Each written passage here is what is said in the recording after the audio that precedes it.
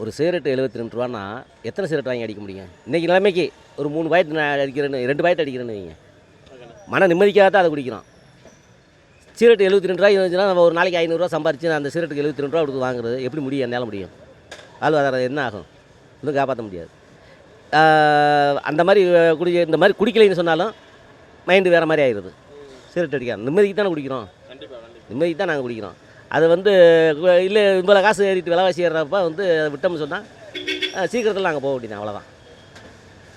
மன நிம்மதிக்கு வேறு வழியில் தான் அதான் நான் அது மன நிம்மதிக்கு தானே அந்த சிகரெட் வாங்கி அடிக்கிறோம். மன நிம்மதி அந்த 72 ரூபா ஒரு சிகரெட் இருக்கிறப்ப ஒரு நாளைக்கு எத்தனை வாங்கி குடிக்க முடியும் சொல்லுங்க பார்ப்போம். சம்பாதிக்கிறது 500 ரூபா, எத்தனை அடிப்பீங்க? 1 வாங்குவோம், 2 வாங்குவோம், அப்புறம் 1 அடிப்போம். அப்படியே விட்டு போகிறத தவிர வேறு வழி கிடையாது. சிகரெட் குடிக்காமல் நல்லது தானே உங்களுக்கு? அப்படி பார்த்தாலும் நல்லது. குடிச்சிட்டோம்ல படக்குன்னு விடப்போனால் என்ன ஆகும்? கைகால் நடுக்கம் கொடுக்கலாம். தண்ணி அடிக்கிறவனுக்கு எப்படி ஒரு இது இருக்கோ அதே போல் சிகரெட் அடிக்கிறது அது ஒரு இது இதானே.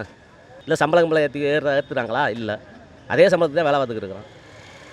அப்படின்றப்ப எப்படி எத்தனை சிகரெட்டை வாங்கி நம்ம குடி சாப்பிட முடியும்? முடியாதுல்ல. குடும்பம் நடு ரோட்டுக்கு தான் வரும், வேறு வழியே கிடையாது.